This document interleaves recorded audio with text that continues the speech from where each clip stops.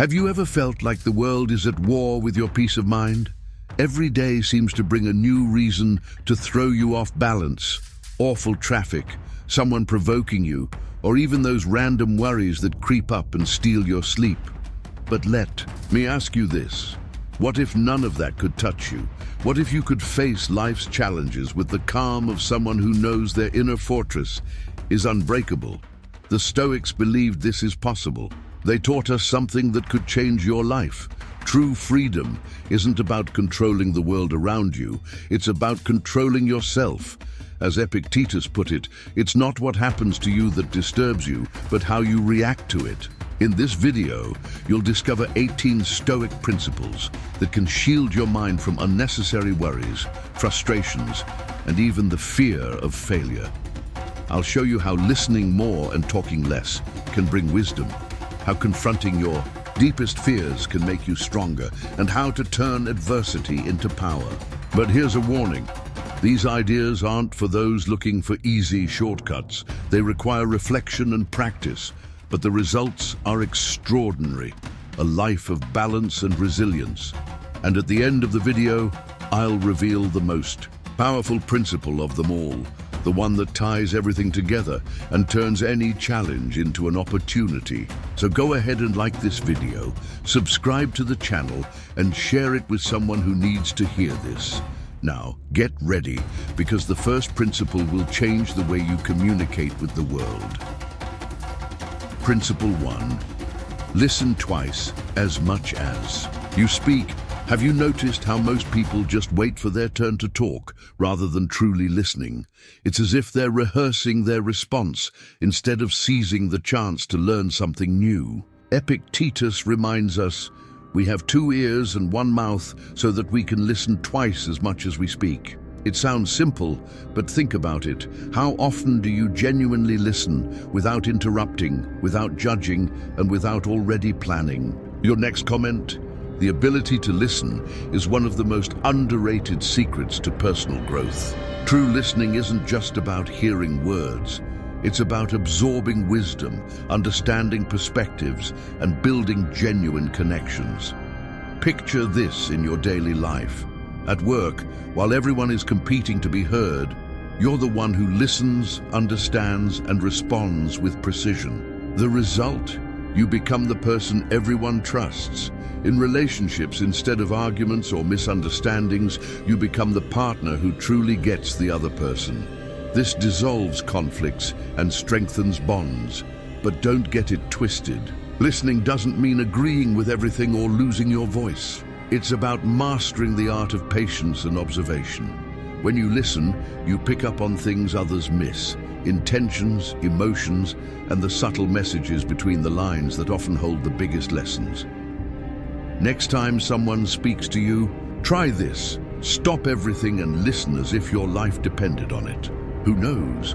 You might discover something that's been right in front of you all along. Speaking of discoveries, let's move on to the next principle, one that's essential for building resilience in life. Expect the worst. Principle 2. Expect the worst. Pause for a moment and think, how many times have you lost your peace over fears of something that never even happened? A work presentation, a tough conversation, or vague worries about the future. Anxiety is like an invisible thief stealing your calm, and all because you avoid imagining the worst. Epictetus believed the secret to overcoming such fears is the opposite. Train your mind to face the worst-case scenario. Only then will you be prepared for whatever comes. It may sound uncomfortable, but this practice is incredibly liberating. By imagining the worst, losing a job, facing rejection, or even more serious challenges, you begin to see that even in those scenarios, you could survive and rebuild. For example, you're afraid of failure at work. Now picture the worst-case scenario. You make a mistake, you're reprimanded, and maybe even have to find a new job. Painful? Sure. Unmanageable? No. Simply envisioning this possibility reduces the fear and gives you clarity about how to act. In relationships, you might fear a difficult conversation, but what's the worst that could happen? A misunderstanding, a breakup? Even then, life goes on, and you emerge stronger. The beauty of this practice lies in what the Stoics called preparation for adversity. It's not about living pessimistically, but about anticipating challenges realistically and building resilience. So the next time anxiety creeps in, ask yourself, what if the worst happens? How would I handle it? You'll realize that fear loses its power when faced head-on. Now that we've talked about confronting your fears, let's move on to the next vital step in your growth. Accept failure as part of the journey. Principle 3. Accept failure as part of the journey. How many times have you avoided trying something out of fear of failing? Starting a project, switching careers, or confessing something important? Ironically, fear of failure is often the biggest obstacle to success. Epictetus and other Stoics saw failure differently. The path to excellence is paved with mistakes. Avoiding failure is avoiding growth. Think about anything you've ever learned: walking, writing, driving. What was the cost of that learning? Frustrating attempts, stumbles, and mistakes, right? It's precisely those failures that made you better. Failure isn't the opposite of progress. It's a vital part of it. For instance, you want to start a business, but fear bankruptcy. What if it happens? You'd learn what went wrong, adjust, and try again. Great entrepreneurs are experts at learning from mistakes. In relationships, you hesitate to open up for fear of rejection. But without taking that risk, how can you build something meaningful? Even heartbreak teaches us about love and connection. The Stoics teach us to view every failure as a teacher. It's an invitation to reflect, correct, and try again. So next time you fail, ask yourself, what can I learn from this? It's not about avoiding failure. It's about extracting the wisdom that moves you forward. Speaking of wisdom, the next principle warns us about something that can derail us from the right path: the dangers of wealth. Principle 4. Beware the dangers of wealth. Have you noticed how the relentless pursuit of money can consume someone's life? For many, the idea of success is tied directly to accumulating wealth. But does it really bring happiness? Epictetus reminds us it's not wealth itself that corrupts, but the attachment we develop to it. He understood that when we become slaves to money, our inner freedom disappears. Think about it. Money can buy comfort, but it will never be enough to fill the void many carry. It can open doors, but it can also attract fake friendships, selfish motives, and even family disputes. Picture someone who spends their whole life chasing riches, only to realize at the end that they missed the most important moments with the people they loved. What's the point of having everything if the price was your peace and values? The Stoics advocated for moderation. This doesn't mean rejecting wealth, but using it as a tool without letting it control you. After all, what's more valuable? A tranquil heart or a full bank account weighed down by worry? Wealth, when used wisely, can be a blessing. But vigilance is key to ensure it doesn't become a trap. Speaking of vigilance, the next principle encourages us to diversify our dreams to avoid devastating setbacks. Don't put all your hopes in one goal. Principle 5. Don't put all your hopes in one goal. Have you ever felt like your happiness hinged on achieving a single dream or goal? Whether it's a job promotion, winning someone over, or completing a big project, we often place all our energy and focus on one thing. But what happens if it doesn't work out? The Stoics caution, those who put all their hope in one place are at the mercy of a single gust of wind. In other words, relying on one goal is like building your house on sand. Any shake can cause it to collapse. Think about it. A professional who ties their entire identity to one job, and when they lose it, they feel worthless. Someone who places all their happiness in a relationship, forgetting to nurture other aspects of life like friends, family, or hobbies. Epictetus teaches us to diversify our dreams. This doesn't mean avoiding commitment, but recognizing that life is unpredictable. Having multiple paths ensures that one setback won't completely derail you. How can you do this? Don't rely on a single source of happiness. Invest in different areas of life that bring meaning and joy. When pursuing a goal, ask yourself, if this doesn't work out, what else can I build? By diversifying your hopes, you not only protect yourself from major disappointments, but also discover that life is full of opportunities. Now that we've expanded our perspective, let's move on to the next principle, a deeply transformative reminder about an inevitable truth. Using death as a motivator. Principle 6, death as a reminder. Have you ever stopped to think about what silently governs all our decisions? It's the underlying awareness, even if dormant, that our time here is limited. Death isn't an easy topic to discuss, but avoiding it only makes us more enslaved by fear and procrastination. The Stoics, however, embrace the idea that life derives meaning precisely because it's finite. Marcus Aurelius wrote, "Do not act as if you were going to live 10,000 years. Fate is at your elbow. While you are alive, while you still can, be good." Reflecting on death isn't about despair. It's an invitation to focus on what truly matters. Consider this. How much of your time is spent on insignificant worries, pointless arguments, or empty desires? What if, instead, you treated each day as an opportunity to live with purpose, to leave a positive impact no matter how small? Memento mori, remember that you will die, is not a gloomy lament, but a call to action. Think of the most meaningful moments in your life. Weren't they special precisely because they were fleeting and unique? Imagine waking up each morning and asking yourself, am I living as someone who understands the preciousness of this day? If today were my last, what would I leave behind? Not material things, but memories, lessons, and acts of kindness. The Stoics didn't see death as an absolute end, but as a guide. Knowing time is limited gives value to the present, teaching us to love more deeply and to seize opportunities rather than letting them slip away. However, remembering death doesn't mean living in haste or anxiety. It means living with intention. A smile, a hug, a job well done, a word of encouragement. These small acts gain meaning because they're done with the awareness that everything is fleeting. So, memento mori, not to fear, but to live.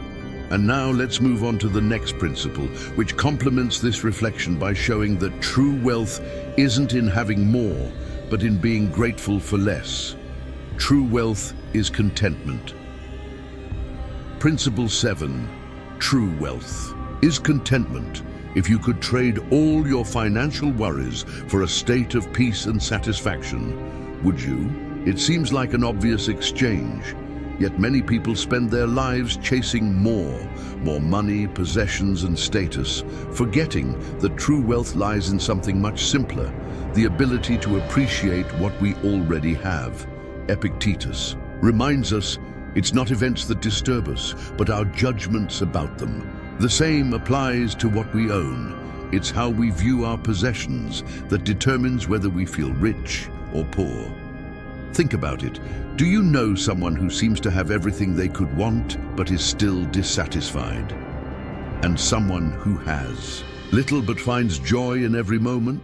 The difference isn't in what they have, but in how they value it. For the Stoics, being rich is a state of mind. How can you practice this contentment? Be grateful for the basics. Have you ever thought about how fortunate you are to simply be alive, have your health, and a roof over your head? Reflect on what you don't need. Often we believe happiness is just out of reach, tied to some future achievement. But what if that achievement never comes? Happiness can't be an endless wait. It must be a practice rooted in the present. Seneca said, "Poor is the man who desires much." When you replace endless desire with gratitude, you'll find life is richer than you imagined. This doesn't mean abandoning ambition, but freeing yourself from obsession. You can still strive for growth without sacrificing your peace. After all, as the Stoics believed, what matters isn't having more, but being more present, more grateful, and more aware. Speaking of growth, the next principle invites us to reflect on something essential for personal evolution. Humility is the key to learning. Principle 8. Humility is the key to learning. Have you ever met someone who seemed to think they knew everything? Someone who, instead of listening, always had a ready response, as if they already held all the answers to life? It's ironic, but the more we believe we know, the more we limit our growth. The Stoics understood that humility is the foundation of learning. Epictetus stated, "It is impossible for a man to learn what he thinks he already knows." Being humble isn't about underestimating yourself. It's about recognizing that, in such a vast universe, we are perpetual students. This mindset opens the door to one of humanity's most powerful tools for growth: curiosity. Consider everyday situations. At work, who learns more? The employee who believes they already know it all, or the one who asks questions and seeks a deeper understanding? In relationships, who grows more? The person who listens attentively and reflects, or the one who insists on always being right? Humility isn't weakness, it's strength. It allows us to say, "I don't know, but I'm willing to learn." This attitude leads to new ideas, new paths, and most importantly, self-awareness. The Stoics also teach us that humility means accepting we can't control everything. Sometimes the wisest response is admitting we don't have all the answers, and that's perfectly okay. In practice, start with simple steps. Ask questions. When was the last time you asked something without fearing you'd look ignorant? Admit mistakes. Acknowledging when you're wrong is one of the most liberating and respected acts you can perform. Humility reminds us that there's always more to learn, whether from a great teacher or life's simplest moments. Now that we've explored the importance of being open to learning, let's discuss an emotion that can tether us to the past and keep us from the present. Guilt. Principle 9. Avoid guilt.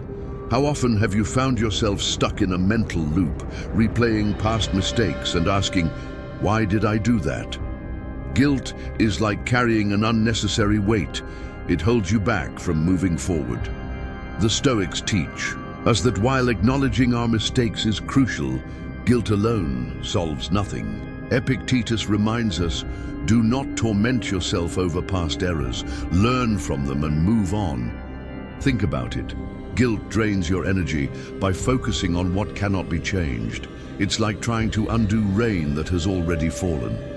Responsibility, on the other hand, encourages reflection and inspires you to act differently in the future. For example, you say something hurtful to a friend. Instead of apologizing and making amends, you spend days torturing yourself over what you should have said. But guilt alone doesn't rebuild friendships. Action does. The Stoics suggest 2 simple steps for dealing with mistakes. Acknowledge without punishing yourself. Admit the mistake, but remind yourself, "I erred, but this doesn't define me. I'm more than a single moment." Turn guilt into a lesson. Instead of rehashing the mistake, ask yourself, "What can I do to ensure this doesn't happen again?" Seneca wisely observed, "To err is human, but to persist in error is foolish." True strength lies not in punishing yourself, but in learning and growing. So the next time guilt weighs you down, remember, the past can't be changed, but the present is in your hands. Use it to right your wrongs and leave behind what no longer serves you. And now, let's move on to the next principle, which focuses on the profound impact of the people we surround ourselves with. Align yourself with positive people. Principle 11. Your reactions define your destiny. Imagine you're driving and someone cuts you off in traffic. You have 2 choices: get angry, shout, and ruin the rest of your day, or take a deep breath, let it go, and preserve your peace. As simple as this decision seems, It embodies one of the core ideas of Stoic philosophy. It's not what happens to you that matters, but how you react to it. Epictetus said, "Men are not disturbed by things, but by the principles and opinions they form about them." This means the power to decide how something affects you is always in your hands. Think about everyday situations.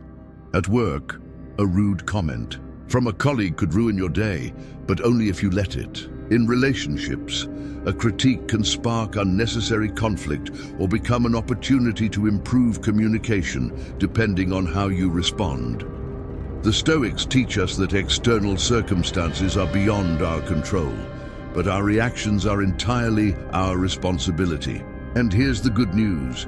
With practice, you can train your mind to respond calmly and wisely, even in the toughest moments. How to start? Pause before reacting. When something upsets you, take a breath. That brief moment between the trigger and your response can be the difference between acting impulsively or with reason. Question your thoughts. Ask yourself, does this truly deserve my energy, or can I let it go? Marcus Aurelius reinforced this with a powerful reminder. If you are distressed by anything external, the pain is not due to the thing itself, but to your interpretation of it, and you have the power to revoke that interpretation. By mastering your reactions, you not only maintain your peace, but also take control of your life. After all, destiny is shaped not by what happens, but by how you choose to respond. Speaking of taking control, the next principle reminds us of a crucial aspect of Stoicism. Fulfill your duties with excellence. Consider how simplicity can transform your life. In your home, a clutter-free space is lighter and easier to maintain, creating an environment of peace instead of stress. In your schedule, how many commitments do you take on just to please others? Prioritizing the essential is liberating. In your mind, letting go of unnecessary thoughts and worries creates room for clarity and creativity. How to embrace simplicity? Pause before saying yes.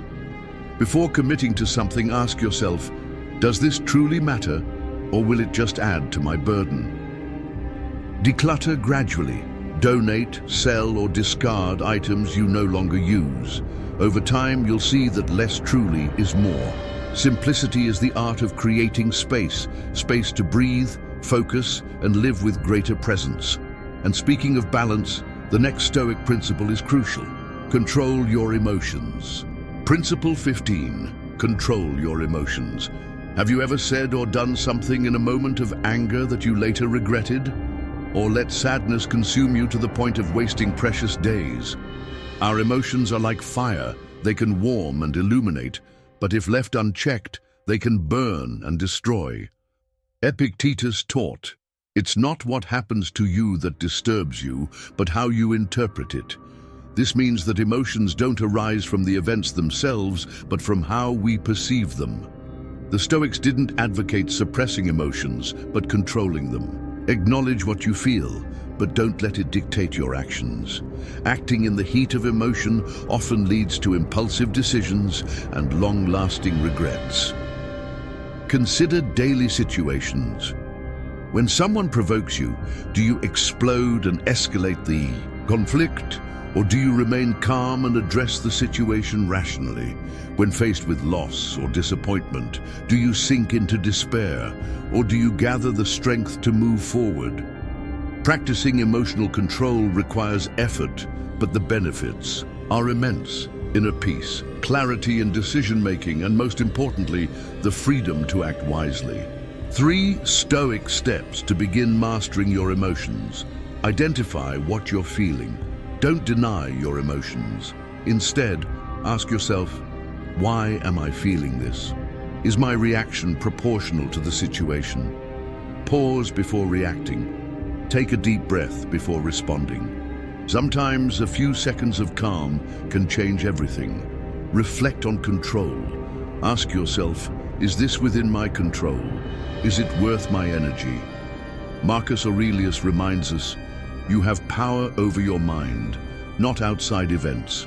Realize this, and you will find strength. When you master your emotions, you avoid unnecessary conflicts and become a source of inspiration for others. And speaking of inspiration, the next principle highlights a treasure far more valuable than material wealth. Friendship is more important than riches. Principle 16. Friendship is more important than riches. If you had to choose between accumulating material possessions or cultivating deep and meaningful relationships, what would you pick? For the Stoics, the answer was clear. Friendship is one of the greatest riches we can possess. Seneca reminds us, life without friendship is like a world without the sun.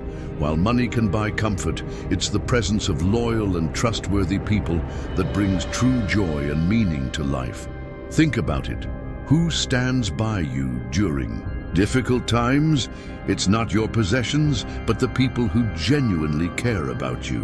Who celebrates your successes? Not the balance in your bank account, but the friends who cheer for your achievements.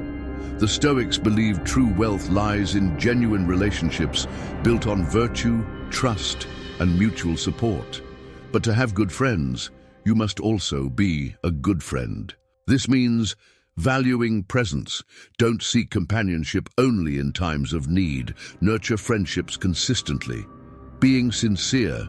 True friendship isn't built on flattery, but on honesty and respect.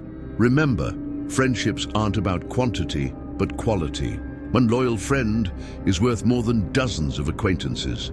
Just as material wealth can distract us from what truly matters, a lack of meaningful friendships can lead to loneliness and despair. Treasure the people by your side, and you'll realize that the greatest riches in life aren't stored in vaults, but beat within the hearts of those who care about you. Now let's move to the next principle, which shows how challenges can become stepping stones for growth. Find strength in adversity.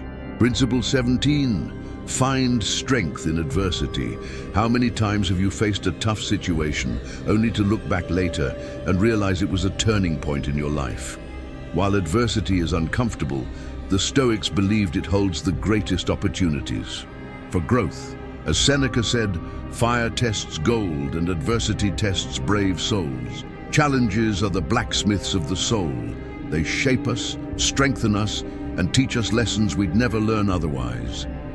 In the moment, adversity might feel unbearable, but each difficulty carries the potential for transformation. Consider daily examples. Losing a job might seem like the end, but it could be the chance to find something more aligned with your true goals. A breakup may feel devastating, but it can teach you more about yourself and what you need in a partner. The Stoics practiced something called amor fati, a love of fate. This means embracing not only what is easy or pleasant, but also the difficulties, as they are an integral part of life's journey. How to start finding strength in adversity. Shift your perspective. Ask yourself, what is this situation trying to teach me? Often the lesson lies in how we respond to the problem. Accept what can't be changed. Instead of resisting the inevitable, use your energy to adapt and move forward. Build resilience. Every obstacle you overcome is proof that you're stronger than you think. Epictetus reminds us, no strong soul is developed on an easy path. Adversity is the fertile ground where courage, patience, and wisdom grow. To close this cycle of self-mastery, the next principle reminds us of the ultimate power we possess. Focus on what you can control. Principle 18. Focus on what you can control. Have you ever spent hours or even days worrying about something completely outside your control? Maybe it was someone's opinion, a loved one's behavior, or even global events. The Stoics believed much of human suffering stems from trying to control what's beyond our reach. Epictetus said, some things are up to us, and some things are not. Wisdom lies in knowing the difference. This idea seems simple, but takes practice. When you learn to distinguish between what you can control and what you can't, you begin to direct your energy where it truly matters. What's within your control? Your actions. You can choose to act with integrity, effort, and virtue. Your reactions. You can choose how to respond to challenges and provocations. Your thoughts. You can cultivate a positive, resilient mindset, even in tough situations. What's beyond your control? What others think or say about you. External circumstances, like the weather or political decisions, the past and the future. When you focus on what you can't control, you waste energy and invite frustration. But when you focus on what's in your hands, you become more effective, more at peace, and more aligned with your goals. How to apply this principle? Ask yourself, is this within my control? If not, let it go. If yes, act decisively. Practice detachment. Remember, what matters is your effort, not the outcome. As Marcus Aurelius wrote, "The reward of a job well done is having done it." Adopting this mindset helps your fears and worries lose their grip. When you focus on what you can control, you gain the power to shape yourself, and that is true freedom. The Stoics taught us that true strength comes from within, and that taking control of our lives begins with mastering our thoughts, actions, and reactions. In this video, we explored 18 timeless principles that, when put into practice, can transform the way you live. But remember, wisdom isn't something you acquire overnight. It's a journey that requires patience, discipline, and daily practice. As Marcus Aurelius said, stop arguing about what it means to be a good man. Be one. Take what you've learned today and start small. Listen more, react less, value the people who matter, and focus on what's within your reach. Over time, you'll find life becomes lighter, more intentional, and more meaningful. Now, we'd love to hear from you. Which of these principles resonated most with your life? Share your thoughts in the comments. Your reflection might inspire someone else. If you enjoyed this content, don't forget to like the video, subscribe to the channel, and share it with someone who could benefit from Stoic wisdom. And remember, inner peace isn't a destination, it's a journey. Thank you for watching, and we'll see you in the next video.